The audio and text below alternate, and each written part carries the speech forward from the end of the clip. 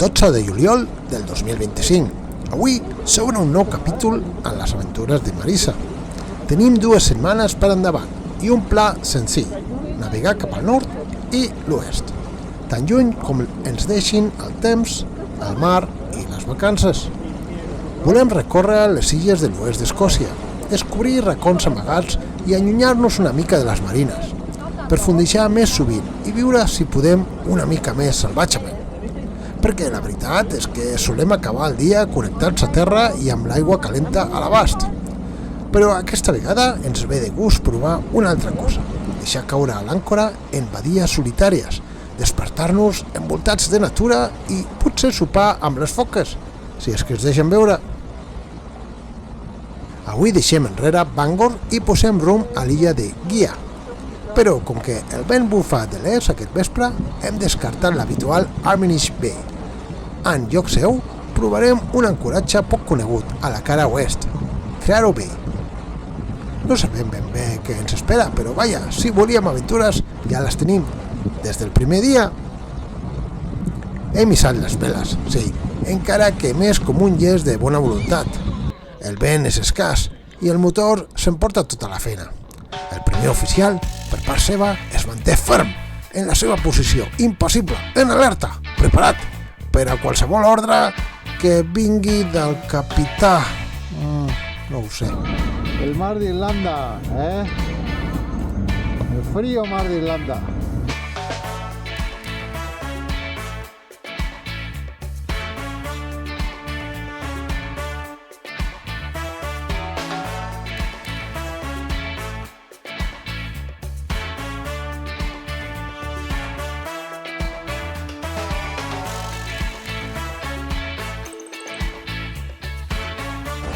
La tripulació es relaxa a coberta.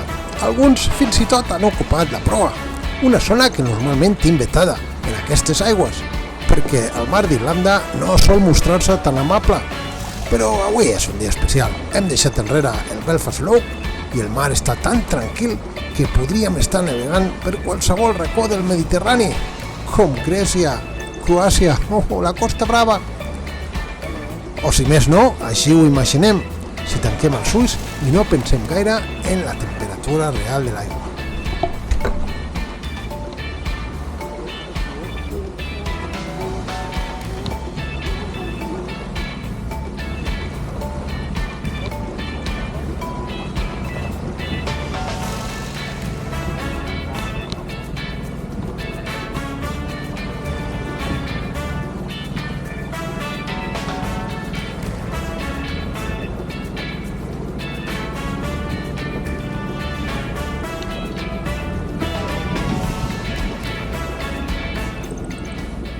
Ok, el que intentem fer és apropar-nos a la costa, perquè, clar, tenim un viatge d'unes 12 hores i la marea no pot estar al nostre favor tot el temps. Tindrem 6 hores a favor i 6 hores en contra.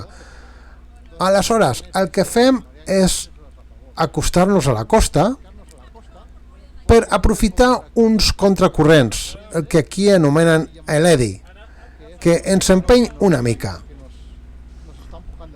No gaire, però ens ajuda, perquè la corrent allà al principal és molt més forta. I a més passem per una zona espectacular, aquesta costa. Aquí estan els Gobbins. Us puc ensenyar una mica amb la càmera? No. Sorry, he was doing a video. All right.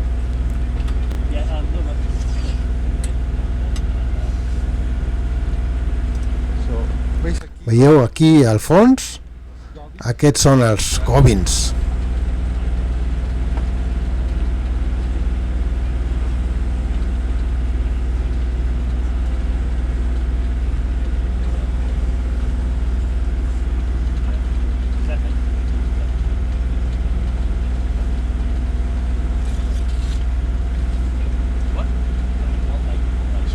Són unes coves amb passarel·les i ponts penjants que es poden visitar.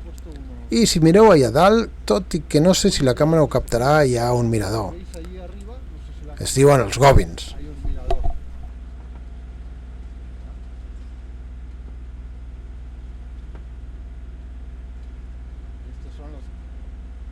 Goblins, ¿no? ¿Se llaman? Goblins. Goblins, yeah. Goblins. Goblins, sí, sí. Don't confuse me.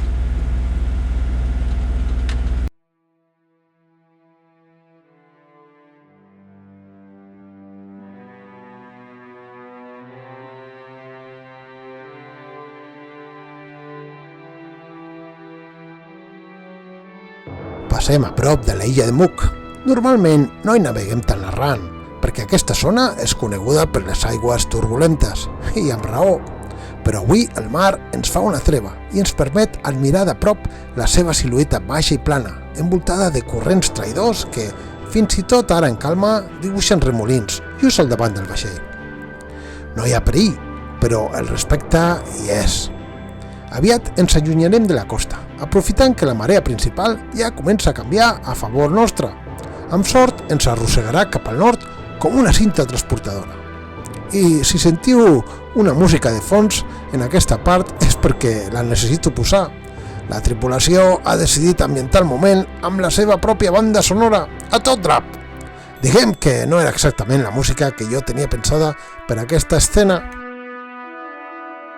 En acostar-nos al temut Mull of Kintyre, rebem el senyal per ràdio que cap capità vol sentir. La Guàrdia Costanera sol·licita la nostra col·laboració per localitzar un vaixell en dificultats a la nostra zona.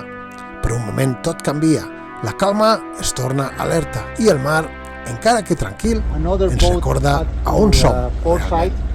There's a black seal. Any of them looks in distress at the moment, over.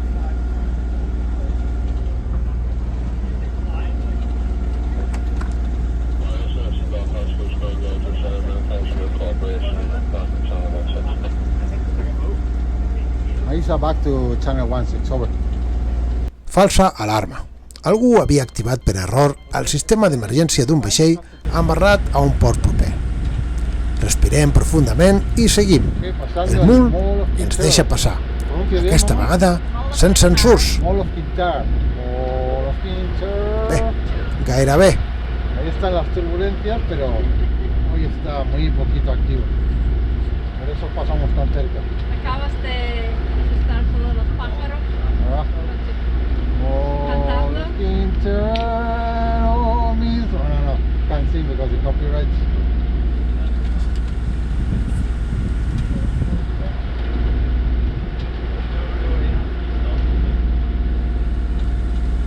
Camino a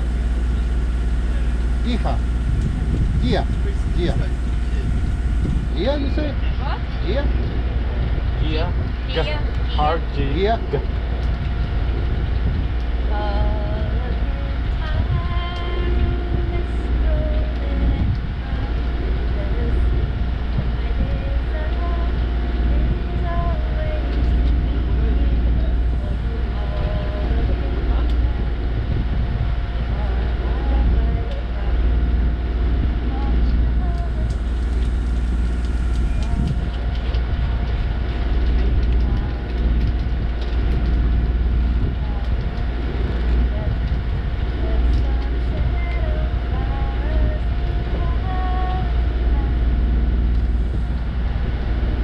Deixem enrere el canal del nord i amb ell l'imponent Mull of Kintyre.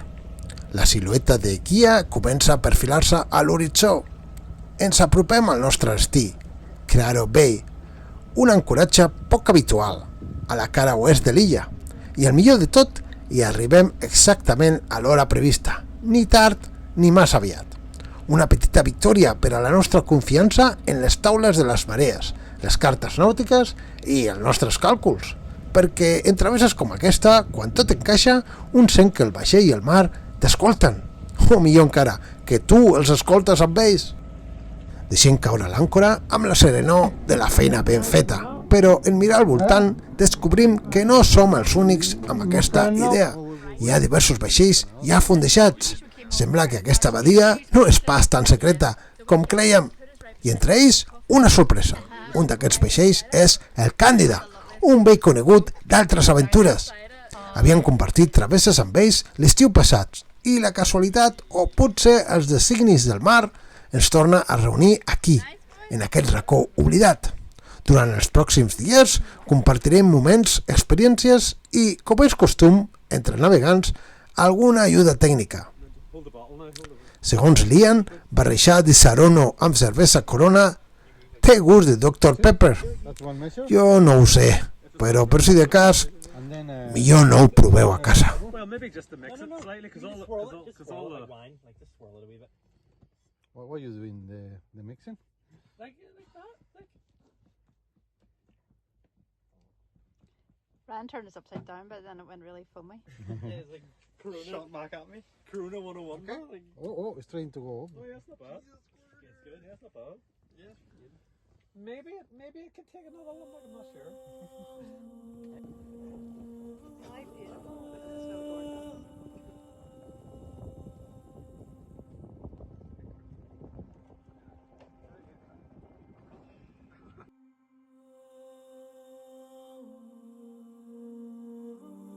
El sol s'amaga lentament rere la silueta d'Ayla, tenyint el cel de coure i el mar de vidre.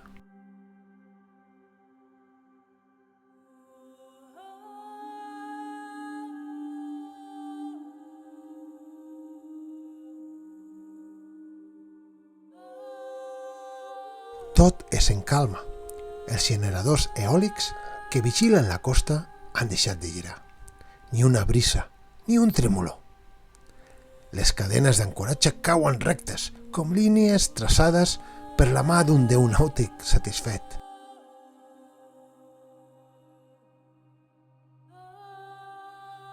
Vora la riba, unes roques enganyoses s'insinuen entre les aigües quietes, mig submergides, mig ocultes. Una bellesa perillosa.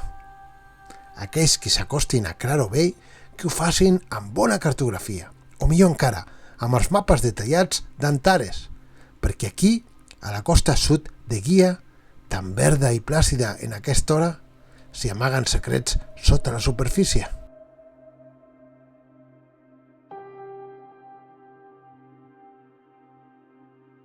I des d'aquí el mar obert torna a cridar-nos cap al nord, cap a allò desconegut. Els dies que venen portaran noves illes, noves marees, i qui sap quines trobades, quines tempestes o quins silencis. Els vaixells descansen fondeixats com notes suspeses en una partitura escrita pel vent. El nostre just al centre, petit però decidit. Gràcies per acompanyar-nos aquest primer dia de travessia. Si el mar també us crida, subscriviu-vos al canal i seguiu-nos. Les aventures de Marisa tot just comencen.